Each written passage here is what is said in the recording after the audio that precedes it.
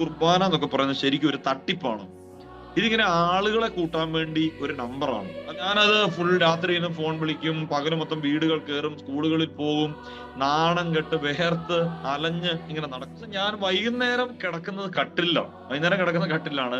രാവിലെ ഞാൻ എഴുന്നേൽക്കുമ്പം എനിക്ക് എന്റെ കൈ ഇങ്ങനെ കുത്തിയിട്ട് എനിക്കിങ്ങനെ പൊങ്ങാൻ പറ്റുന്നില്ല. എന്ന് പറയാൻ ഞാൻ കിടക്കുന്ന നിലത്താണ് ആക്ച്വലി. അതുകൊണ്ട് എന്തോ ഒരു പ്രശ്നം സംഭവിച്ചിട്ടുണ്ട്, അതെന്താന്ന് കണ്ടെത്തണമെന്ന് പറഞ്ഞു. എന്നോട് പറഞ്ഞു ഏതായാലും അച്ഛനോട് പറയാതിരിക്കാൻ പറ്റത്തില്ല. അച്ഛന് വന്നത് ശരി എന്റെ ജീവിതത്തില് ഞാൻ എന്നിട്ട് ഇങ്ങനെ വന്ന് റെസ്റ്റ് ഒക്കെ എടുത്ത് ഞാൻ കുർബാനയെ സീരിയസ് ആയിട്ട് എടുക്കാൻ തുടങ്ങി കഴിഞ്ഞപ്പോ എന്ത് സംഭവിച്ചു എന്ന് ചോദിച്ചു കഴിഞ്ഞാല്, ഞാൻ എന്റെ ജീവിതാനുഭവം പറഞ്ഞ് തുടങ്ങാം എന്ന് വിചാരിക്കുകയാണ്. അപ്പോ എനിക്ക് നിങ്ങളോട് പറയാനായിട്ടുള്ള ഒരു കാര്യം, ക്രിസ്തുവിനോട് ചേർന്ന് നിൽക്കാം. ഇപ്പോ ഞങ്ങളുടെ ഒരു കൊച്ചു യുവജനങ്ങളുടെ ഒരു കൂട്ടായ്മയുണ്ട്. അതില് ചില പിള്ളേരൊക്കെ ഉണ്ട്, അവർക്ക് സ്ഥാനമാനങ്ങൾക്ക് വേണ്ടിയോ പ്രശസ്തിക്ക് വേണ്ടിയോ ഒന്നുമല്ല, അവരിങ്ങനെ കർത്താവിനെ അള്ളിപ്പിടിച്ച് നിൽക്കുന്ന ഞാൻ കണ്ടിട്ടുള്ള എന്നെക്കാളും 10,000 മടങ്ങ് വിശുദ്ധിയിൽ ജീവിക്കുന്ന ആളുകളെ ഞാൻ കണ്ടിട്ടുണ്ട്.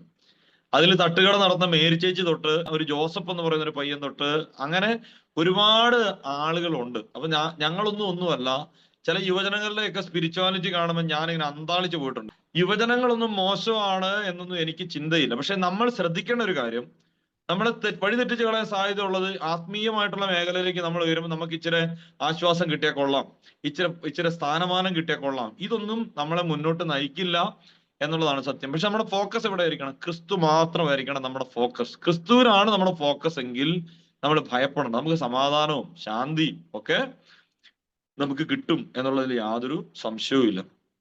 അപ്പൊ ഇത് ഞാൻ പറയുന്നത് എൻ്റെ ജീവിതത്തിന്റെ അനുഭവത്തിൽ നിന്നും കൂടെയാണ്. കാരണം നമ്മള് ദൈവം പറയുന്നില്ലേ, നമുക്ക് ദൈവത്തിന് നമ്മളെക്കുറിച്ച് ഒരു പദ്ധതി ഉണ്ടെന്നൊക്കെ പറയുന്നത് വെറുതെ ഒന്നുമല്ല. ദൈവത്തിന് നമ്മളെക്കുറിച്ചുള്ള കൃത്യമായിട്ടുള്ള പദ്ധതിയുണ്ട്. റോമാലേഖനം 8:28 വചനം ഇങ്ങനെ പറയും, ദൈവത്തെ സ്നേഹിക്കുന്നവർക്ക് അവിടുത്തെ പദ്ധതി അനുസരിച്ച് വിളിക്കപ്പെടുന്നവർക്ക് അവിടെ നിന്നെല്ലാം നന്മയ്ക്കായി പരിണമിപ്പിക്കും. അപ്പൊ എന്നെ സംബന്ധിച്ച് ഞാൻ അച്ഛനാകുന്ന സമയത്തൊന്നും എനിക്ക് അങ്ങനെ വലിയ സ്വപ്നങ്ങളൊന്നുമില്ല.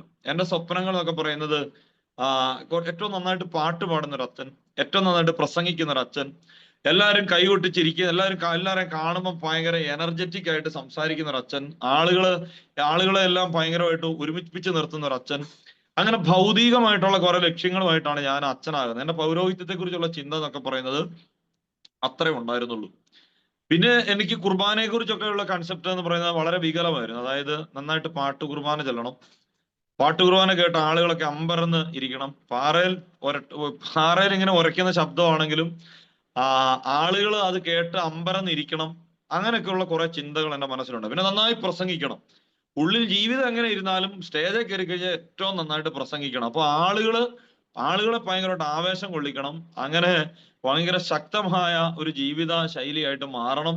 അപ്പൊ ഉള്ളിലൊന്നും വലിയ കാമ്പൊന്നും വേണ്ട, പുറത്ത് കുറെ കാര്യങ്ങൾ ചെയ്യാം. അങ്ങനെ ഒരു പ്രകടനമായി ഞാൻ മുന്നോട്ട് പോകരുത്. അപ്പൊ എന്റെ അച്ഛനായി കഴിഞ്ഞാൽ ഞാൻ ആദ്യമായിട്ട് എന്റെ അപ്പോയിന്റ്മെന്റ് എനിക്ക് കിട്ടുന്നത്, ഞങ്ങളുടെ ഈ കണ്ണൂർ ജില്ലയിൽ ഞങ്ങൾക്ക് ഒരു സെമിനാരി ഉണ്ട്, പരിയാരത്ത് ഒരു സെമിനാരി ഉണ്ട്. അവിടെ ഞാൻ വൊക്കേഷൻ പ്രൊമോട്ടറായിട്ടാണ് എനിക്ക് അപ്പോയിന്റ്മെന്റ് കിട്ടുന്നത്. അപ്പൊ ഞാൻ ചിന്തിച്ചൊരു കാര്യം, ആ സമയത്തൊക്കെ ഞാൻ 2-3 പ്രാവശ്യം മുടിയൊക്കെ ചെയ്യും.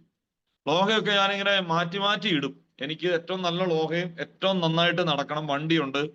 അപ്പൊ ഞാനിങ്ങനെ പിള്ളേരുടെ വീടുകൾ കയറി ഓരോ വർഷത്തേക്കും പിള്ളേരെ റിക്രൂട്ട് ചെയ്ത് സെമിനാറിൽ എത്തിക്കുക എന്നുള്ളതായിരുന്നു എന്റെ ജോലി. അപ്പൊ എന്നെ ഒരു കാര്യം ഏൽപ്പിച്ചാൽ ഞാൻ വളരെ കമ്മിറ്റഡ് ആണ്.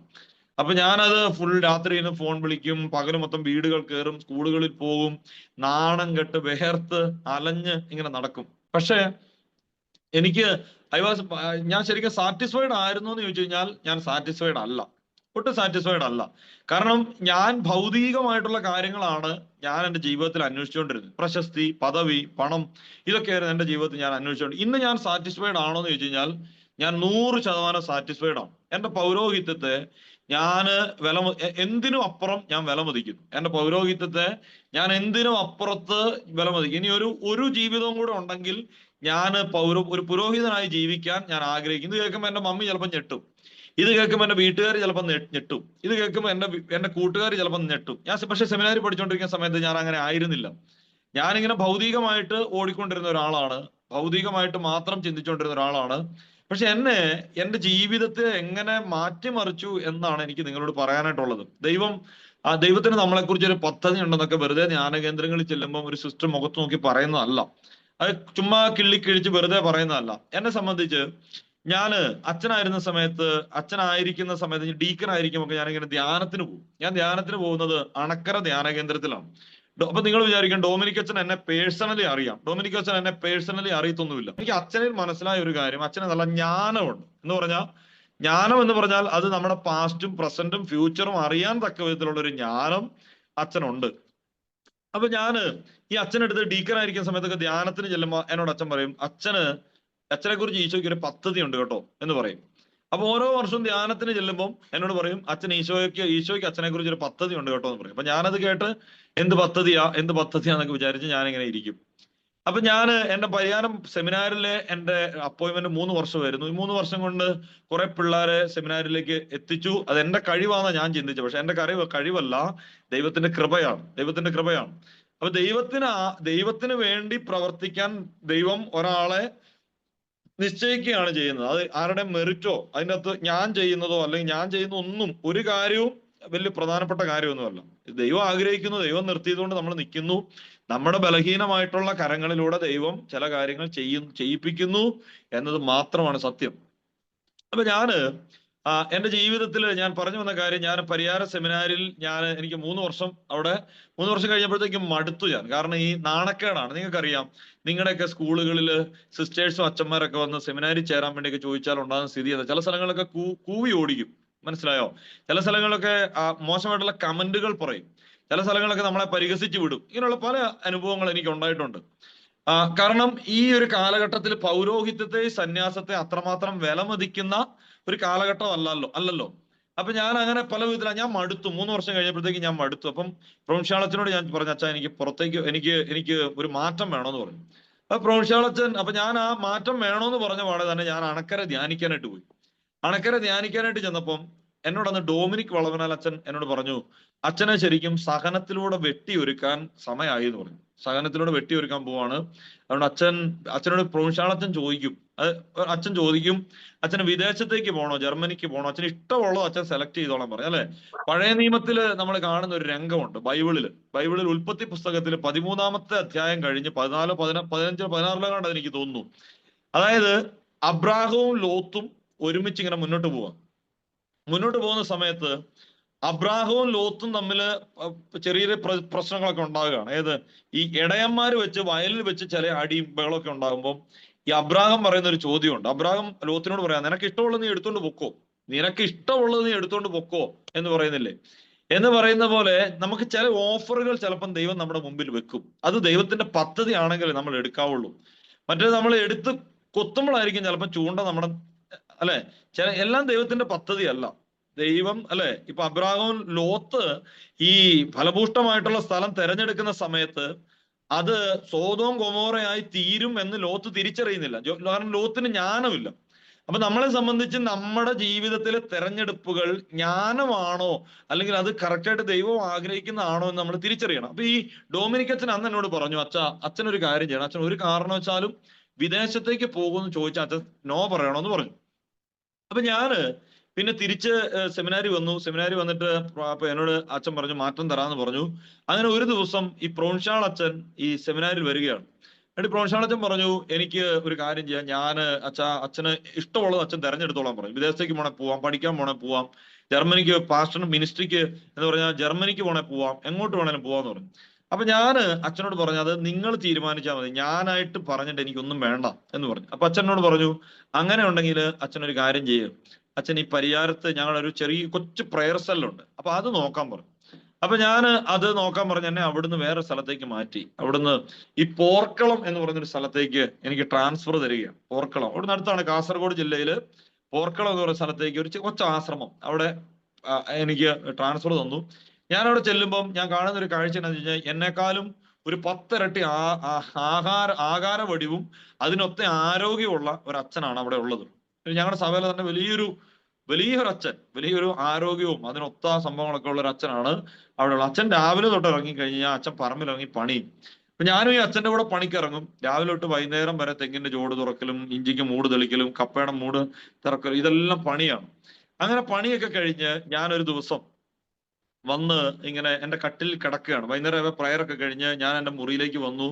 മുറിയിൽ വന്നിട്ട് ഞാനിങ്ങനെ എന്റെ കട്ടിലിൽ വന്ന് കിടക്കുന്ന സമയത്ത് ഒരു ദിവസം ഞാൻ വൈകുന്നേരം കിടക്കുന്നത് കട്ടിലാണ്. വൈകുന്നേരം കിടക്കുന്ന കട്ടിലാണ്.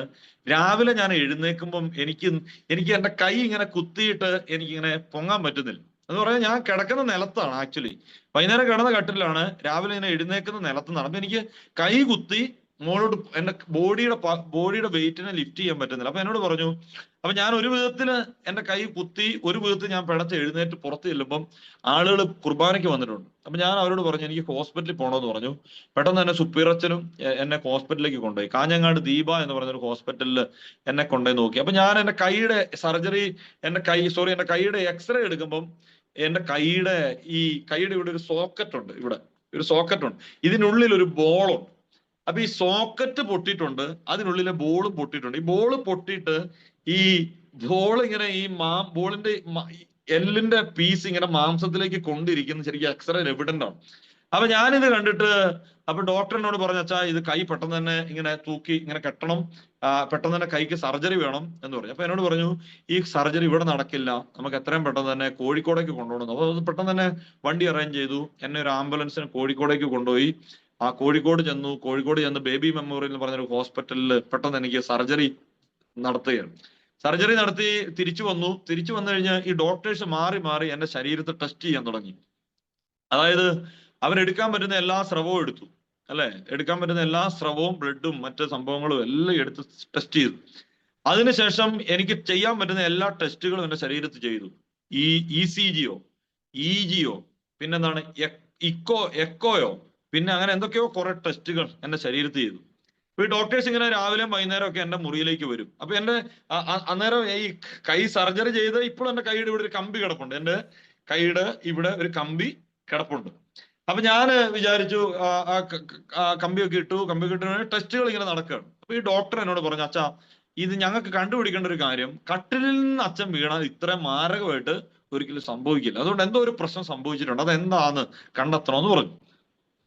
അപ്പൊ ഡോക്ടേഴ്സ് ടെസ്റ്റ് ചെയ്ത് അന്ന് വൈകുന്നേരം ആയി കഴിഞ്ഞപ്പോ ഈ ന്യൂറോ ഡോക്ടർ എന്റെ മുറിയിലേക്ക് വന്നു. ഈ മനുഷ്യൻ എന്നോട് പറഞ്ഞു, അച്ഛന്റെ കൈയ്യ് ശരിക്കും അച്ഛന് സംഭവിച്ചത് അച്ഛന് വീട്ടിൽ ആർക്കും എന്തെങ്കിലും പ്രശ്നമുണ്ടോന്ന് ചോദിച്ചു. ഞാൻ പറഞ്ഞു എന്റെ വീട്ടിൽ ആർക്കും ഒരു പ്രശ്നമില്ല എന്ന് പറഞ്ഞു. അപ്പൊ എന്നോട് ഇങ്ങനെ ചോദിച്ചു, അച്ഛന് പിന്നെ എന്താണ് പ്രശ്നം? ഞാൻ പറഞ്ഞു എനിക്ക് അങ്ങനെ പ്രശ്നങ്ങളൊന്നും ഇല്ല സാറേ എന്ന് പറഞ്ഞു. അപ്പൊ ഈ പുള്ളി എന്നോട് പറഞ്ഞു, ഏതായാലും അച്ഛനോട് പറയാതിരിക്കാൻ പറ്റത്തില്ല, അച്ഛന് വന്നത് ശരിക്കും ഫിറ്റ്സ് ആണ്. ഫിറ്റ്സ് എന്ന് പറഞ്ഞാൽ അറിയാം അല്ലെ? ചുഴലി എന്ന് പറയും ചില സ്ഥലത്ത്, അപസ്മാരം എന്ന് പറയും ചില സ്ഥലത്ത്. അങ്ങനെ അപസ്മാരം ആണെന്ന് എന്നോട് പറയണം. അപ്പൊ ഞാൻ ശരിക്കും തകർന്നു പോയി. കാരണം എന്റെ വീട്ടിൽ ആർക്കും ഇങ്ങനെ ഒരു പ്രശ്നം ഉണ്ടായിട്ടില്ല, എന്റെ കുടുംബത്തിൽ ആർക്കും ഇങ്ങനെ ബുദ്ധിമുട്ടില്ല.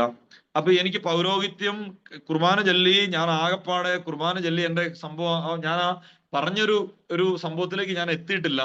അപ്പൊ അങ്ങനെയൊക്കെ ആയി കഴിഞ്ഞപ്പോ ഞാനിങ്ങനെ കുർബാന ചൊല്ലി കൊതി തീരുന്നതിന് മുമ്പ് എനിക്കിങ്ങനെ എന്തുകൊണ്ട് വന്നു എന്നുള്ളൊരു സംഭവം എന്റെ മനസ്സിലേക്ക് ഭയങ്കര വരിക. അപ്പൊ ഞാൻ വീട്ടിലോട്ട് വിളിച്ചു ചോദിച്ചു, വീട്ടിൽ ആർക്കെങ്കിലും ഇങ്ങനെ ഉണ്ടോ? അപ്പൊ എന്നോട് പറഞ്ഞു വീട്ടിൽ ആർക്കും ഇങ്ങനെ ഇല്ല എന്ന് പറഞ്ഞു. അപ്പൊ അങ്ങനെ എന്നോട് പറഞ്ഞു ടാബ്ലറ്റ് എടുക്കാൻ പറഞ്ഞു. ഞാൻ ടാബ്ലറ്റ് എടുക്കാൻ തുടങ്ങി. ടാബ്ലറ്റ് എന്ന് പറഞ്ഞു കഴിഞ്ഞാൽ നമ്മൾ ഈ ഫിറ്റ്സിന്റെ ടാബ്ലറ്റ് എന്ന് പറഞ്ഞാൽ ഹൈ ഡോസ് ടാബ്ലറ്റ് ആണ്. ഇതെടുത്ത് നമ്മളിങ്ങനെ കട്ടിലെ വന്നിങ്ങനെ മയങ്ങി അങ്ങ് കിടക്കും. അങ്ങനെ കട്ടിലെ വന്നിങ്ങനെ കിടന്ന് ഞാൻ ഒരു മാസം ശരിക്കും ടാബ്ലറ്റ് കഴിക്കാൻ തുടങ്ങി. രാവിലെയും വൈകിട്ട് ഉച്ചയ്ക്ക് എല്ലാം ടാബ്ലറ്റുകൾ ഇങ്ങനെ കഴിക്കും. ആ സമയത്ത് എന്റെ കൈ ഇങ്ങനെ കെട്ടിയിട്ടാക്കുവാണ്, മനസ്സിലായോ? കാരണം ഈ സർജറി കഴിഞ്ഞിട്ട് കൈ ഇങ്ങനെ കെട്ടിയിട്ടാക്കണം. അങ്ങനെ ഒരു മാസം ഞാൻ ഞങ്ങളുടെ പ്രൊവിൻഷ്യൽ ഹൗസിൽ റെസ്റ്റ് എടുത്തുകൊണ്ടിരിക്കുന്ന സമയത്ത് ഒരു മാസം കഴിഞ്ഞ് വീണ്ടും എനിക്ക് ഒരിക്കൽ കൂടി ഫിറ്റ്സ് വന്നെന്ന് പറഞ്ഞു കഴിഞ്ഞാല് എന്റെ മുറിയിൽ ഞാൻ കിടക്കുന്ന കട്ടിൽ അല്പം ഹൈറ്റ് ഉണ്ട്. അപ്പൊ ആ കട്ടിലിൽ നിന്ന് ഫിറ്റ്സ് വന്ന് അടിച്ചു കെട്ടി ഒരു രാത്രിയിൽ ഞാൻ നിലത്തേക്ക് വീഴുകയാണ്. നിലത്തേക്ക് വീഴുമ്പം എന്റെ ഈ കൈ ഓൾറെഡി സർജറി കഴിഞ്ഞുകൊണ്ട് ദൈവം വന്ന് എന്നോട് കാണിച്ചൊരു കരുണ, ഞാൻ കട്ടിലിൽ നിന്ന് താഴേക്ക് വീഴുമ്പം എന്റെ ഈ കൈയാണ് ശരിക്കും താഴെ പോയി അടിച്ചു. പെട്ടെന്ന് തന്നെ ആംബുലൻസ് എന്നെ ഹോസ്പിറ്റലിലേക്ക് കൊണ്ടുപോയി അവിടെ ചെക്ക് ചെയ്യുമ്പം എക്സാക്ട് ഈ കോപ്പി ഇതിന്റെ എക്സ്റേ എങ്ങനെയാണോ അതുപോലെ തന്നെയാണ് എക്സ്റേ എടുത്ത് ഞാൻ കാണുന്നത്. അപ്പൊ എന്നോട് പറഞ്ഞു, അച്ഛാ കമ്പി ഇടണമെന്ന് പറഞ്ഞു. സർജറി നടത്തി. എന്റെ ഇവിടെ ഈ സോക്കറ്റ് പൊട്ടിയിട്ടുണ്ട്, ബോൾ പൊട്ടിയിട്ടുണ്ട്, അതിങ്ങനെ പൊട്ടി കയറിയിട്ടുണ്ട്. അപ്പൊ അതങ്ങനെ പൊട്ടി കയറിയിട്ടുണ്ട്. അപ്പൊ സർജറി ഒക്കെ കഴിഞ്ഞ് ഡോക്ടേഴ്സിനോട് ചോദിച്ചു ടാബ്ലറ്റ് കൃത്യമായിട്ട് എടുക്കുന്നുണ്ടോ എന്ന് ചോദിച്ചു. അപ്പൊ ഞാൻ പറഞ്ഞ ഡോക്ടറെ ഞാൻ ടാബ്ലറ്റ് ഒക്കെ കറക്റ്റ് ആണ്, എന്റെ ടാബ്ലറ്റ് ഒന്നും തെറ്റുന്നില്ല എന്ന് പറഞ്ഞു. അപ്പൊ ഡോക്ടർ എന്നോട് പറഞ്ഞു, അച്ഛൻ ഇനി ചെയ്യേണ്ട ഒരു കാര്യം ടേക്ക് മോർ ടാബ്ലറ്റ്സ്, മനസ്സിലായോ? കുറച്ചുകൂടെ കൂടുതൽ ടാബ്ലറ്റ് കൂടിയ ഡോസിൽ കഴിക്കുക. ടാബ്ലറ്റ് കൂട്ടിയ ഡോസിൽ കുറച്ചുകൂടെ ഡോസ് കൂട്ടി കഴിക്കുക എന്ന് പറഞ്ഞു. അപ്പൊ ഞാൻ അങ്ങനെ ഈ ഡോസ് കൂടിയ ടാബ്ലറ്റ് കഴിക്കാനായിട്ട് തുടങ്ങി. ഇപ്പൊ ടാബ്ലറ്റ് കഴിച്ച് ഞാൻ രണ്ടാമത്തെ സർജറി കഴിഞ്ഞ് എന്റെ മുറി വരുമ്പം എനിക്ക് അക്ഷരാർത്ഥത്തിൽ ഞാൻ ചിലപ്പോൾ ഒരു കോമ സ്റ്റേജിലാണ്. കാരണം ഈ ടാബ്ലറ്റിന്റെ ഡോസ് ഭയങ്കര ഹൈ ആണ്. അത് കഴിക്കുമ്പോഴത്തേക്ക് നമുക്ക് ഭയങ്കര ക്ഷീണമാകും, നമ്മൾ പലപ്പോഴും ഇങ്ങനെ കിടക്കും.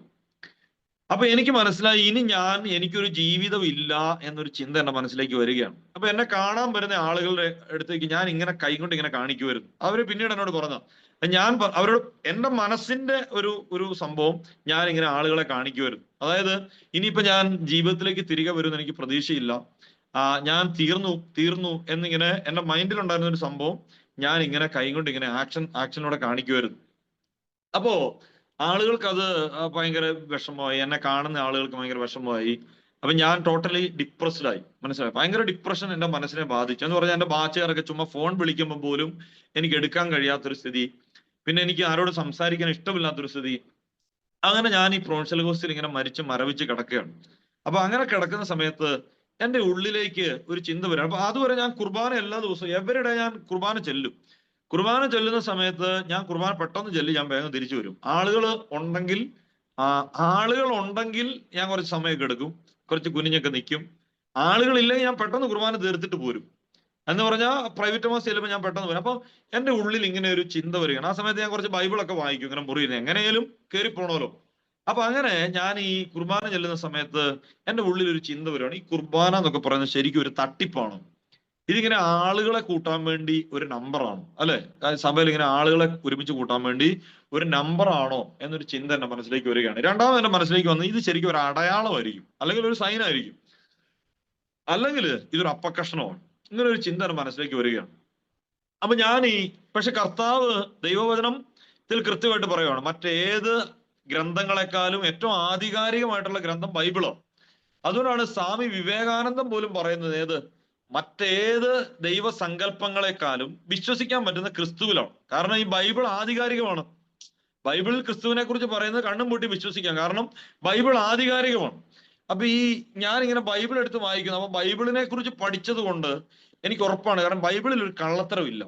അപ്പൊ ഞാൻ ഈ കുർബാന ഇങ്ങനെ കയ്യിൽ എടുത്തിട്ട് കർത്താവ് പറയുവാണ്, ദിസ് ഈസ് മൈ ബോഡി, ഇതെന്റെ ശരീരമാണ്. അപ്പൊ ഞാൻ ചിന്തിക്കുകയാണ്. അപ്പൊ രണ്ടാമത് വീണ്ടും യോഹന്നാന്റെ സുവിശേഷത്തിന് ഈശോ പറയുവാണ്, എന്റെ ശരീരം ഭക്ഷിക്കുകയും എന്റെ രക്തം പാനം ചെയ്യുകയും ചെയ്യുന്നവൻ എന്നിലും ഞാൻ അവനിലും വസിക്കും എന്ന് പറഞ്ഞാൽ ഈശോയുടെ ശരീരം സ്വീകരിക്കുമ്പം ഈശോ നമ്മളിലേക്ക് വരികയാണ്.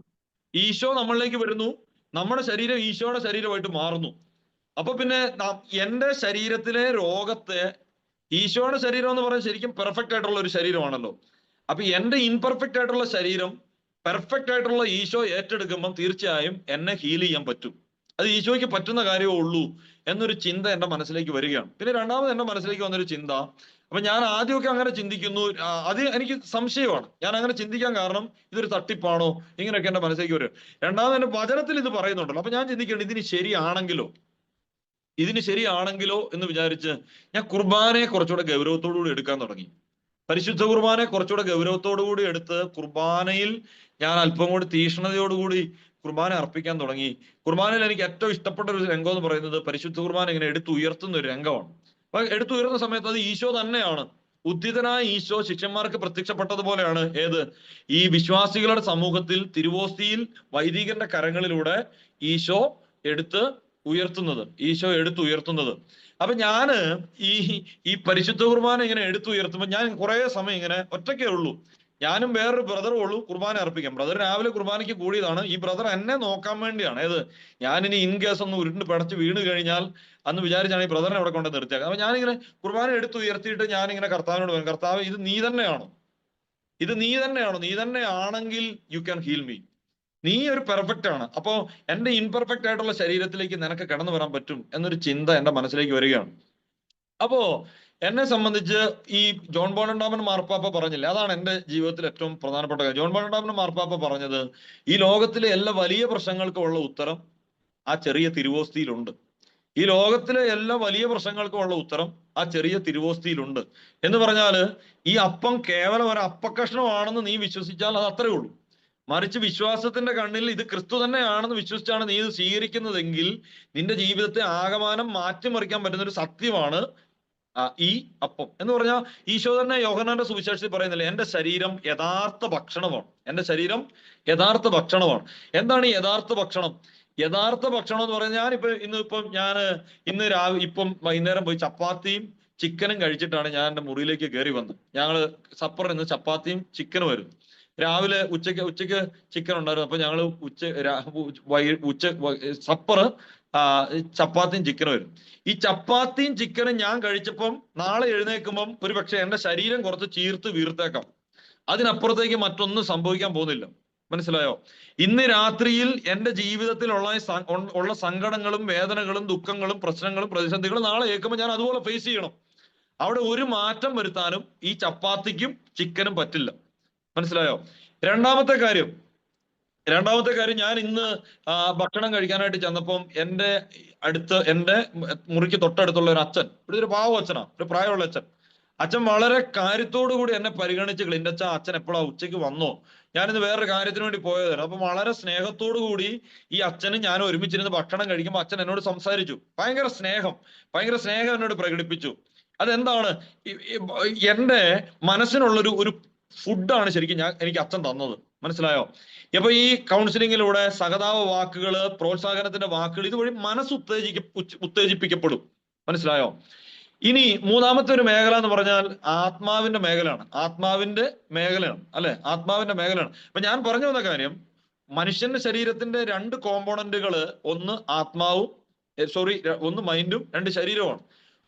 റിയൽ ആയിട്ടുള്ള ഫാക്ടർ എന്ന് പറയുന്നത് ആത്മാവാണ്. ഈ ആത്മാവിൽ മാറ്റം വന്നാൽ ശരീരത്തിൽ ആകമാനം മാറ്റം വരും. മനസ്സിലായോ? ആത്മാവിൽ മാറ്റം വന്നാൽ ശരീരത്തിൽ ആകമാനം മാറ്റം വരും. അതുകൊണ്ടാണ് ഈശോ പറയുന്നില്ലേ, യോഹന്നാന്റെ സുവിശേഷം 6:63 വചനം എന്താ പറയുന്നത്? ആത്മാവാണ് ജീവൻ നൽകുന്നത്. ഞാൻ നിങ്ങളോട് പറഞ്ഞ വചനം ആത്മാവും ജീവനുമാണ്. എന്തിനെ കുറിച്ചാ പറഞ്ഞത്? യോഹന്നാന്റെ സുവിശേഷത്തിൽ വിശുദ്ധ കുർബാനയെ കുറിച്ച് പറഞ്ഞിട്ട് പറയുവാണ്, ആത്മാവാണ് ജീവൻ നൽകുന്നത്. മനസ്സിലായോ? ഞാൻ നിങ്ങളോട് പറഞ്ഞ വചനം ഏത്? വിശുദ്ധ കുർബാനയെ കുറിച്ച് ഞാൻ നിങ്ങളോട് പറഞ്ഞില്ലേ, ആ വചനം ആത്മാവും ജീവനുമാണ്. എന്ന് പറഞ്ഞാൽ ആത്മാവിന് ജീവൻ നൽകുന്നതാണ് ഏത്? ഈ വിശുദ്ധ കുർബാന. അപ്പൊ ഈ വിശുദ്ധ കുർബാനയിലൂടെ ക്രിസ്തുവിന്റെ ജീവൻ നമ്മുടെ ആത്മാവിലേക്ക് കൈമാറുകയാണ് ചെയ്യുന്നത്. അപ്പൊ അങ്ങനെ വരുമ്പം എന്ത് സംഭവിക്കുമെന്ന് ചോദിച്ചു കഴിഞ്ഞാല്, ശരിക്കും നമ്മുടെ ആത്മാവ് ക്രിസ്തുവിന്റെ ജീവനായി മാറും. നമ്മുടെ ആത്മാവ് ക്രിസ്തുവിന്റെ ജീവൻ നമ്മുടെ ആത്മാവിലേക്ക് വരും. അപ്പൊ എന്ത് സംഭവിക്കും? ടോട്ടൽ സൊല്യൂഷനാണ്. നമ്മുടെ ഏത് പ്രതിസന്ധിക്കും ടോട്ടൽ സൊല്യൂഷൻ ആത്മാവിൽ മാറിക്കഴിഞ്ഞു കഴിഞ്ഞാൽ സംഭവം മാറി. ഇപ്പൊ നമ്മൾ കണ്ടിട്ടില്ലേ, ഞാൻ ഈ ചെമ്മന്തോട്ടി എന്ന് പറയുന്ന സ്ഥലത്താണ് ഞാൻ പലപ്പോഴും ഈ ചെടിയൊക്കെ മേടിക്കാനായിട്ട് പോകുന്നത്. അവിടെ ഒരു അമ്മച്ചിയുണ്ട്. ഈ അമ്മച്ചിയുടെ പ്രത്യേകത എന്ന് പറഞ്ഞാൽ അമ്മച്ചി അത്യാവശ്യം ബഡ്ഡിങ്ങും ഗ്രാഫ്റ്റിംഗ് ഒക്കെ ചെയ്യും. അമ്മച്ചി ഈ മോശം എന്താ പറയാ, ഈ ചെടികളോട്, ഈ നാടൻ ചെടിയുടെ ആ ഒരു തണ്ടിൽ അമ്മച്ചി എന്ത് ചെയ്യും? അമ്മച്ചി ഈ ബഡ് ഇങ്ങനെയുള്ള നന്നായിട്ട് പുഷ്പിക്കുന്ന ചെടികൾ ഇങ്ങനെ ചേർത്ത് വെച്ച് അത് ബഡ്ഡിങ് ചെയ്യും. അത് ബഡ് ചെയ്ത് കഴിയുമ്പോൾ എന്ത് സംഭവിക്കും? അത് ബഡ് ചെയ്ത് കഴിയുമ്പം ഈ നാടൻ ചെടിയുടെ ആ ഒരു എനർജി ഈ ബഡ് ചെയ്ത ഈ ഒരു പീസിലേക്ക് വന്നിട്ട് മനോഹരമായിട്ട് പുഷ്പങ്ങൾ വിരിയുന്ന, ശക്തമായി കായ്ക്കുന്ന വൃക്ഷങ്ങൾ അമ്മച്ചി ഇങ്ങനെ പാകപ്പെടുത്തി എടുക്കും. അപ്പൊ അതിന്റെ അകത്തെ കാര്യം എന്താണെന്നറിയോ? ഇതാണ് സംഭവിക്കുന്നത്. ഓരോ പരിശുദ്ധ കുർബാനയിലും ഈശോയോട് നമ്മളെ ബഡ് ചെയ്യുകയാണ് ചെയ്യുന്നത്. അപ്പൊ ഈശോയുടെ ശക്തി, ഈശോയുടെ ബലം എന്ന് പറഞ്ഞാൽ 2000 വർഷങ്ങൾക്ക് മുമ്പ് ജനിച്ച് മരിച്ച് ഉത്ഥാനം ചെയ്ത ഈശോ നമ്മളിലേക്ക് വരികയാണ്. അപ്പൊ ഞാൻ പറഞ്ഞു വന്ന കാര്യം, ഞാൻ എൻ്റെ ജീവിതത്തിലേക്ക് വരാം. എൻ്റെ ജീവിതത്തിൽ ഞാൻ എന്നിട്ട് ഇങ്ങനെ വന്ന് റെസ്റ്റ് ഒക്കെ എടുത്ത് ഞാൻ കുർബാനയെ സീരിയസ് ആയിട്ട് എടുക്കാൻ തുടങ്ങി കഴിഞ്ഞപ്പോൾ എന്ത് സംഭവിച്ചു എന്ന് ചോദിച്ചു കഴിഞ്ഞാൽ, എൻ്റെ ജീവിതത്തിൽ നിന്ന് ആദ്യം ഈ നിരാശ അങ്ങ് പോകാൻ തുടങ്ങി. എന്ന് പറഞ്ഞാൽ എൻ്റെ ഉള്ളിൽ വേറെ ഏതോ ഒരു വ്യക്തി പ്രവർത്തിക്കുന്ന പോലെ എനിക്ക് ഫീൽ ചെയ്യാൻ തുടങ്ങി. എന്ന് പറഞ്ഞാൽ എനിക്ക് കുറച്ച് ഒന്ന് മുഖത്ത് നോക്കി ചിരിക്കാനും ഒരു കോൺഫിഡൻസ് ഒക്കെ എനിക്ക് ഫീൽ ചെയ്യാൻ തുടങ്ങി. ഞാനിങ്ങനെ പുറത്തേക്കൊക്കെ ഇറങ്ങി പയ്യെ നടക്കാൻ തുടങ്ങി. എൻ്റെ ശരീരം ഓക്കെ ആകാൻ തുടങ്ങി. ഞാൻ പയ്യെ മുന്നോട്ട് പോകാൻ തുടങ്ങി. അങ്ങനെ പോകാൻ തുടങ്ങി കഴിഞ്ഞപ്പോൾ എന്ത് സംഭവിച്ചു? ഒരു ദിവസം എന്നോട് പ്രോൺഷാളച്ചൻ പറഞ്ഞു, അച്ഛൻ ഏതായാലും അച്ഛൻ എന്തോ ഒരു ചേഞ്ച് ഉണ്ട്, ദർ ഇസ് സം ചേഞ്ച്. അപ്പൊ അച്ഛനൊരു കാര്യം ചെയ്തു. അച്ഛൻ ഏതായാലും ഒന്ന് ഹോസ്പിറ്റലിൽ പോയി. ഈ ഉമ്മർ എന്ന് പറയുന്ന ഒരു ഡോക്ടറുണ്ട്. ഈ ഡോക്ടറിന് ഞാനൊരു അത്ഭുതമാണ്. കാരണം ഈ ഡോക്ടർ എന്നെ കാണുമ്പോൾ ആദ്യം എന്നോട് പറഞ്ഞ കാര്യം, അച്ഛൻ ഇനി കിടന്നുകൊണ്ടുള്ള എന്തെങ്കിലും മിനിസ്ട്രിയെ കുറിച്ച് ചിന്തിച്ചാൽ മതി, യാത്രയെ കുറിച്ചൊന്നും അച്ഛൻ ചിന്തിക്കരുത്, ഒരുപാട് യാത്ര ചെയ്യുന്നതിനെ കുറിച്ചൊന്നും അച്ഛൻ ചിന്തിക്കരുത്. അപ്പൊ ഞാന് ഈ ഡോക്ടറെ കാണാൻ ചെന്നപ്പോ ഈ ഡോക്ടറിന്റെ ECG അതെനിക്ക് തോന്നുന്നു. ECG എടുത്തു നോക്കിയിട്ട് ഈ ഡോക്ടർ എന്നോട് പറഞ്ഞു, അച്ഛനൊരു കാര്യം ചെയ്തു. അച്ഛൻ ഇത്രയും ഹൈ ഡോസ് ടാബ്ലറ്റ് എടുത്തുകൊണ്ട് അതിനു മുമ്പ് എപ്പോഴും എൻ്റെ ECG ഒക്കെ പരിശോധിക്കുമ്പോൾ ഭയങ്കര ഭയങ്കര വേരിയേഷൻസ് ഉണ്ടായിരുന്നു. പക്ഷെ ഡോക്ടർ ചെക്ക് ചെയ്തിട്ട് പറഞ്ഞു, അച്ഛൻ ഇനിയിപ്പോ അച്ഛൻ പയ്യപ്പോ ടാബ്ലറ്റിന്റെ ഡോസ് അച്ഛൻ അവസാനിപ്പിച്ചു. പയ്യപ്പോ, കാരണം നമ്മൾ ഈ ഫിക്സിന്റെ ഒക്കെ ടാബ്ലറ്റിന്റെ ഡോസ് ഭയങ്കര ഹൈയിൽ നിന്ന് പെട്ടെന്ന് ഹൈ ഡ്രഗ്സ് എടുക്കുമ്പോൾ അത് പയ്യപ്പോ അവസാനിപ്പിക്കാൻ പറ്റുള്ളൂ. പക്ഷെ നൗ യു ആർ ഓക്കെ എന്ന് ഡോക്ടർ എന്നോട് പറഞ്ഞു. അപ്പൊ എന്നെ സംബന്ധിച്ച് എന്നെ മറിച്ച ഒരേ ഒരു ശക്തി അത് പരിശുദ്ധ കുർബാനയാണ്. പരിശുദ്ധ കുർബാനയാണ്. കാരണം അതുകൊണ്ട് ഞാൻ പിന്നീട് എടുത്തൊരു തീരുമാനം എന്താണെന്ന് വെച്ച് കഴിഞ്ഞാൽ, പരിശുദ്ധ കുർബാനയുടെ ഭക്തി ഈ ലോകം മുഴുവൻ പ്രചരിപ്പിക്കുക. പരിശുദ്ധ കുർബാനയുടെ ശക്തി ഈ ലോകം മുഴുവൻ പ്രചരിപ്പിക്കുക. പരിശുദ്ധ കുർബാനയ്ക്ക് മഹത്വം ഉണ്ടാകുന്ന വിധത്തിൽ ജീവിക്കാം. പരിശുദ്ധ കുർബാനയെ കുറിച്ച് മറ്റുള്ളവരോട് പറയുക. ഇതാണ് എൻ്റെ ജീവിതത്തിൽ ഞാൻ എടുത്തിരിക്കുന്ന ഒരു വ്രതം. അതിനുശേഷം അപ്പോ ഞാൻ പറഞ്ഞു വന്ന കാര്യം, ഈ ഡൊമിനിക് വളവനാലച്ചൻ അന്ന് കാലങ്ങൾക്ക് മുൻപ് ഇങ്ങനെ പറയാനുണ്ടായ ഒരു കാര്യം എന്താണെന്ന് വെച്ച് കഴിഞ്ഞാൽ, കാലങ്ങൾക്ക് മുമ്പ് കർത്താവിന് എന്നെ അങ്ങനെ രൂപപ്പെടുത്താൻ പറ്റും. എന്റെ ജീവിതത്തിൽ സംഭവിച്ചതൊന്നും മോശമാണെന്ന് ഞാൻ വിചാരിക്കുന്നില്ല. മനസ്സിലായോ? ഒരു കാര്യവും ദൈവം അറിയാതെ സംഭവിച്ചെന്ന് ഞാൻ വിചാരിക്കുന്നില്ല. എല്ലാം ദൈവം അറിഞ്ഞുകൊണ്ടാണ്. ഇന്നത്തേക്ക് വേണ്ടിയാണ് ദൈവം ഇതെല്ലാം മാറ്റിമറിക്കുന്നത്. ഇന്നത്തെ ഈ കാര്യത്തിന് വേണ്ടിയിട്ടാണ്. ഇന്ന് ഞാൻ ആയിരിക്കുന്ന ഈ ഒരു ദൗത്യത്തിന് വേണ്ടി കർത്താവ് എന്നെ ഒരുക്കിയതാണ്. ഇന്നലകളിലെ ഈ ഉണ്ടായ ദുരന്തങ്ങളും വേദനകളും ദുഃഖങ്ങളും ഒക്കെ, ദുഃഖങ്ങളും എന്ന് തന്നെയാണ് ഞാൻ വിശ്വസിക്കുന്നത്. പിന്നെ എനിക്ക് മനസ്സിലായ ഒരു കാര്യം എന്താണെന്നറിയോ, ഞാൻ എൻ്റെ ഒരു 2 വർഷം ഈ രോഗത്തിന് ശേഷം ഞാനിങ്ങനെ ഈ പരിശുദ്ധ കുർബാനയുടെ ഒരു ദൗത്യത്തിന് വേണ്ടി ഞാനിങ്ങനെ ഓടിക്കൊണ്ടിരിക്കുമ്പോൾ എനിക്ക് മനസ്സിലായ ഒരു കാര്യം എന്താണെന്നറിയോ, എനിക്ക് ദൈവം തന്ന ആ ഒരു അറിവ് എന്ന് പറഞ്ഞ ആ ഒരു ജ്ഞാനം അത് സത്യമാണ് എന്ന കാര്യത്തിൽ എനിക്ക് ഉറച്ച ബോധ്യം എനിക്ക് കിട്ടി. എനിക്ക് പരിശുദ്ധ കുർബാന എന്ന് പറഞ്ഞു കഴിഞ്ഞാൽ ഒരു അപ്പക്കഷ്ണമാണ് എന്ന് ചിന്തിക്കാൻ പറ്റില്ല. പരിശുദ്ധ കുർബാന എന്ന് പറഞ്ഞു കഴിഞ്ഞാൽ 4 പേർ ഒരുമിച്ച് കൂടാൻ വേണ്ടി ഒരു സഭ മെനഞ്ഞെടുത്ത ഒരു തന്ത്രമാണെന്ന് ചിന്തിക്കാൻ കഴിയില്ല. പരിശുദ്ധ കുർബാന എന്ന് പറഞ്ഞു കഴിഞ്ഞാൽ അതൊരു അടയാളമാണ് എന്ന് ചിന്തിക്കാൻ കഴിയില്ല. But it's A reality. പരിശുദ്ധ കുർബാന ഒരു റിയാലിറ്റി ആണ്. എന്ന് പറഞ്ഞാൽ ഈശോ പറഞ്ഞില്ലേ, ദിസ് ഈസ് മൈ ബോഡി, ഇതെന്റെ ശരീരമാണ് എന്ന ഈശോ പറഞ്ഞ്, അല്ലെ? അപ്പൊ അത് ഈശോ പറഞ്ഞതാണെങ്കിൽ അത് അങ്ങനെ തന്നെയാണ്. എന്ന് പറഞ്ഞാൽ അതായത് ഈ യോഹന്നാന്റെ സുവിശേഷത്തിൽ നമ്മൾ പെട്ടെന്ന് പഠിക്കുമ്പോൾ നമുക്ക് മനസ്സിലാകുന്ന ഒരു കാര്യമുണ്ട്. യോഹന്നാന്റെ സുവിശേഷത്തിൽ ഈശോ പല സ്ഥലങ്ങളില് ഞാനാണെന്ന് പറയുന്നുണ്ട്. ഞാനാണെന്ന് പറയുന്നുണ്ട്. യോഹന്നാന്റെ സുവിശേഷത്തില് 8:12 യോഹന്നാന്റെ സുവിശേഷത്തിൽ 8-ാം അധ്യായം 12-ാം വാക്യത്തിൽ ഈശോ പറയുന്നത് ഞാൻ ലോകത്തിന്റെ പ്രകാശമാണെന്നാണ്. വീണ്ടും നമ്മൾ യോഹന്നാന്റെ സുവിശേഷം 10:7 വരുമ്പം നമ്മൾ കാണുന്ന ഒരു കാര്യം, യോഹന്നാന്റെ സുവിശേഷം 10:7 വരുമ്പം വീണ്ടും യോഹന്നാൻ നമ്മളോട് പറയുന്ന കാര്യം ഞാൻ നല്ല ഇടയനാണ് എന്നാണ്. യോഹന്നാന്റെ സുവിശേഷം 10:7 ഞാനാണ് ആടുകളുടെ വാതിൽ എന്നാണ് യോഹന്നാൻ 10:7. വീണ്ടും നമ്മൾ യോഹന്നാന്റെ സുവിശേഷം 10:11 വരുമ്പം ഈശോ പറയുന്നത് ഞാൻ നല്ല ഇടയനാണെന്നാണ്. വീണ്ടും നമ്മൾ മുന്നോട്ട് പോകുമ്പം യോഹന്നാന്റെ സുവിശേഷം 14:6 വരുമ്പം വഴിയും സത്യവും ജീവനും ഞാനാണ് എന്നാണ് നമ്മളോട് പറയുന്നത്. അല്ല, വീണ്ടും നമ്മൾ യോഹന്നാന്റെ സുവിശേഷത്തിലേക്ക് വരുമ്പം 15-ാം അധ്യായം 1-ാം വാക്യത്തില് ഈശോ വീണ്ടും പറയുന്ന ഒരു കാര്യം ഇതാണ്, ഞാൻ സാക്ഷാൽ മുന്തിരിച്ചെടിയും എൻ്റെ പിതാവ് കൃഷിക്കാരനുമാണ്. പക്ഷെ ഇവിടെ എല്ലാം ഈശോ ഇങ്ങനെ ഉപമകളിലൂടെ പറയാണ്, ഞാനാണ് പ്രകാശം, ഞാനാണ് നല്ല ഇടയൻ, ഞാനാണ് വഴിയും സത്യവും ജീവനും, ഞാൻ സാക്ഷാൽ മുന്തിരിച്ചെടി, എൻ്റെ പിതാവ് കൃഷിക്കാരനും ആണെന്നൊക്കെ പറയുന്ന പോലെ അല്ല ഈശോ ഞാനാണ് ജീവന്റെ അപ്പം എന്ന് പറയുന്നത്. അതൊക്കെ ഇങ്ങനെ ഒരു ഉപമ പോലെ അങ്ങ് പറഞ്ഞു പോവാം. മനസ്സിലാവും? ഒരു ഉപമ പോലെ ഈശോ ഇങ്ങനെ പറഞ്ഞു പോവാ, ഞാൻ അപ്പം പോലെയാ, ഞാൻ പ്രകാശം പോലെയാ എന്ന് പറഞ്ഞ എന്താ അർത്ഥം? ഈശോ ഒരു കാര്യം പറയുന്നു, വേറൊരു കാര്യം അർത്ഥമാക്കുന്നു. പക്ഷെ യോഹന്നാന്റെ സുവിശേഷം 6-ാം അധ്യായത്തില് ഇത് പറയുമ്പോൾ നമ്മൾ മനസ്സിലാക്കേണ്ട ഒരു, മത്തായിയുടെ സുവിശേഷത്തിലും ലൂക്കായുടെ സുവിശേഷത്തിലും അതുപോലെ തന്നെ മർക്കോസിന്റെ സുവിശേഷത്തിലും പൗലോസ് കൊറിന്തോസുകാർക്ക് എഴുതിയ ലേഖനത്തിലൊക്കെ കാണുന്ന ഒറ്റ കാര്യം ഇതാണ്, അത്താഴ സമയത്ത് അവൻ അപ്പം എടുത്തു, അല്ലെ? അവൻ അപ്പം എടുത്തു, എന്നിട്ട് അവൻ എന്ത് പറഞ്ഞു? ഇതെന്റെ ശരീരമാണ്. അനന്തരം അവൻ എന്ത് ചെയ്തു? പാനപാത്രം എടുത്തു, എന്നിട്ട് പറഞ്ഞു ഇതെന്റെ രക്തമാണ് എന്ന് പറഞ്ഞാൽ, പ്രിയപ്പെട്ടവരെ, നമ്മൾ മനസ്സിലാക്കേണ്ട ഒരു കാര്യം, ഞാനിപ്പം എൻ്റെ കയ്യില് ഈ പേന ഇങ്ങനെ പിടിച്ചിട്ട് പറയാണ്, ഇത് കണ്ടോ, ഇതൊരു പേനയാണ് എന്ന് പറയുമ്പം ഞാൻ ഉദ്ദേശിക്കുന്നത് ഈ പേന തന്നെയാണ്. മനസ്സിലായി? ഞാൻ ഇതൊരു പേന പോലെയാണെന്നല്ല പറയാണ്, ഇത് പേനയാണ് എന്ന് പറയുന്ന പോലെയാണ് ഈശോ അപ്പം എടുത്തിട്ട് പറയുന്നത്, ദിസ് ഈസ് മൈ ബോഡി എന്ന് പറഞ്ഞ എന്താ അതിന്റെ അർത്ഥം? ഇതെന്റെ ശരീരമാണ് എന്ന് പറഞ്ഞാൽ എന്താ അതിന്റെ അർത്ഥം? ഇത് ഞാൻ തന്നെയാണെന്നാണ് അതിന്റെ അർത്ഥം. എന്ന് പറഞ്ഞാൽ, അതായത് ഇപ്പം ഈ മെഡിക്കൽ സയൻസിൽ ഇപ്പൊ ഞാൻ നമ്മുടെ സുഹൃത്തുക്കളായിട്ടുള്ള കുറെ ഡോക്ടർമാരുണ്ട്, കുറെ പേരുണ്ട്. എല്ലാ ജില്ലകളിലും തന്നെ ഞങ്ങൾക്ക് ഡോക്ടേഴ്സ് ഉണ്ട്. ഞങ്ങളുടെ സ്ട്രീറ്റ് മിനിസ്ട്രിക്കൊക്കെ ആയിട്ട് ഡോക്ടർമാരുണ്ട്. അപ്പൊ ഞാൻ അവരോടൊക്കെ ചോദിക്കുമ്പോൾ ഞാൻ ഈ ഒരു കാര്യത്തെ കുറിച്ച് ഒരിക്കൽ എൻ്റെ ഒരു സുഹൃത്ത് ഒരു ഡോക്ടറോട് ചോദിച്ചു. അപ്പൊ ഈ ഡോക്ടർ പറഞ്ഞ കാര്യം ഇതാണ്: അച്ഛാ, ശരിക്കും ഞാൻ എന്ന് പറഞ്ഞാൽ, ഇപ്പൊ ഈശോ പറഞ്ഞില്ലേ ഇത് ഞാനാണ് അല്ലെ, ഈശോയോട് ഇതെന്റെ ശരീരമാണ് എന്ന് സമാന്തര സുവിശേഷങ്ങളിലെല്ലാം പറയുകയാണ്. ഏത്? മത്തായി, മർക്കോസ്, ലൂക്ക ഈ സുവിശേഷങ്ങളിലെല്ലാം പറയുന്ന കാര്യം എന്താണ്? ഇതെന്റെ ശരീരമാണ്, ഇതെന്റെ ശരീരമാണ്. പക്ഷെ യോഹന്നാന്റെ സുവിശേഷം 6-ാമത്തെ അധ്യായത്തിലേക്ക് വരുമ്പോൾ ഈശോ പറയുന്നത് 6:47-48 പറയുന്നത് ഇങ്ങനെയാണ്: ഞാനാണ് ജീവന്റെ അപ്പം, ഞാനാണ് ജീവന്റെ അപ്പം, ഞാനാണ് ജീവന്റെ അപ്പം എന്ന് പറഞ്ഞാൽ ഞാനാണ് ഈ അപ്പം. മനസ്സിലായോ? ഞാനാണ് ഈ അപ്പം. അപ്പൊ എന്ന് പറഞ്ഞാൽ ഈ സമാന്തര സുവിശേഷങ്ങളിലും യോഹന്നാന്റെ സുവിശേഷത്തിലും ഈശോ പറയുന്ന പോയിന്റ് ഒന്ന് തന്നെയാണ്. അതായത് സമാന്തര സുവിശേഷങ്ങളിൽ ഇതെന്റെ ശരീരമാണെന്ന് പറയുന്നത് കൂദാശ വചനങ്ങളിൽ. അപ്പൊ എന്റെ ശരീരം എന്ന് പറഞ്ഞു കഴിഞ്ഞാൽ നമ്മൾ മനസ്സിലാക്കേണ്ട ഒരു കാര്യമുണ്ട്. ഇപ്പം എന്റെ ശരീരം എന്ന് പറഞ്ഞു കഴിഞ്ഞാല് എന്റെ ശരീരത്തിൽ രണ്ട് കോമ്പോണന്റേ ഉള്ളൂ. ഈ രണ്ട് കോമ്പോണന്റും ചേരുന്നിടത്താണ് ഏത്? ഞാനായി മാറുന്നത്. ആ രണ്ട് കോമ്പോണന്റുകളെ കുറിച്ചാണ് ഈശോ സമാന്തര സുവിശേഷങ്ങളിൽ പറയുന്നത്. ഈശോ എന്താ പറയുന്നത്? ഇതെന്റെ ശരീരമാണ്, ഇതെന്റെ രക്തമാണ്.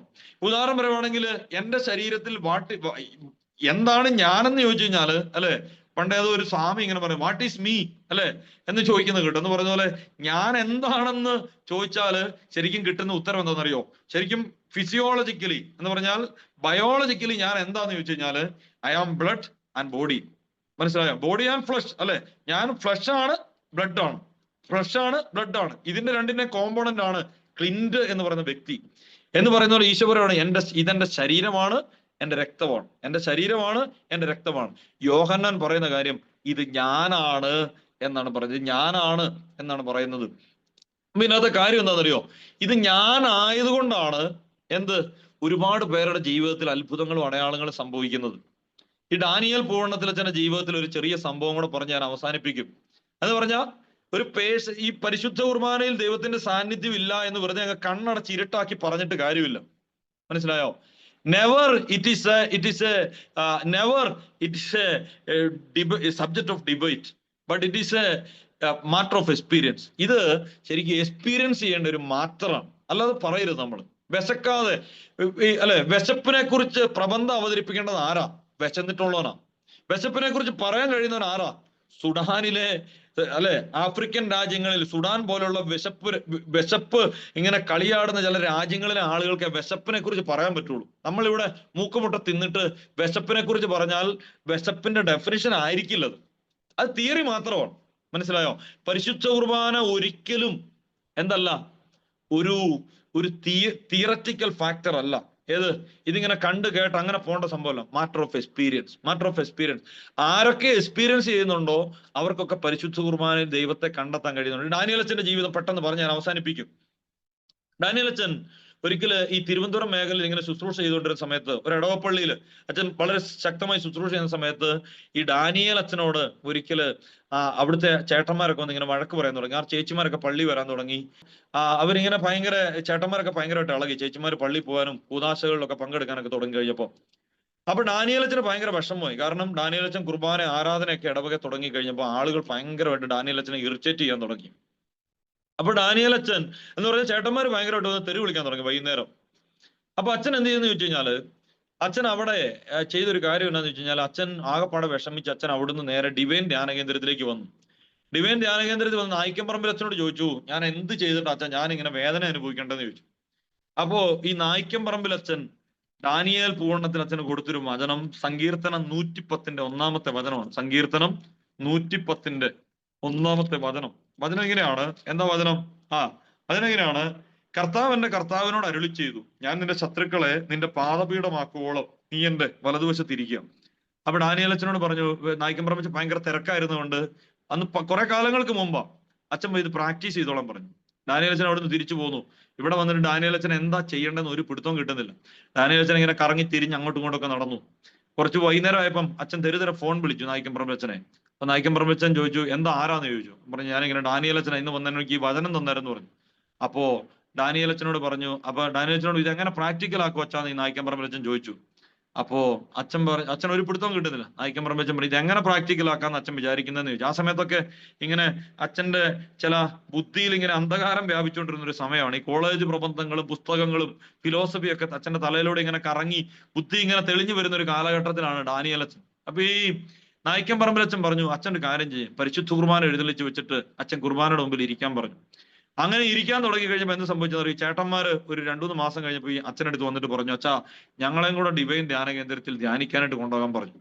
അങ്ങനെ ആ തെറി വിളിച്ചുകൊണ്ടിരുന്ന ചേട്ടന്മാരെല്ലാം കൊണ്ടുവന്ന് ഡിവൈൻ ധ്യാന കേന്ദ്രത്തിൽ കൊണ്ടുവന്ന് ധ്യാനം കൂടി ആ ഇടവക മുഴുവൻ മാനസാന്തരപ്പെട്ട ഒരു കഥ ഈ ഡാനിയേൽ പൂർണ്ണത്തിലച്ഛന്റെ ജീവിതത്തിലുണ്ട്.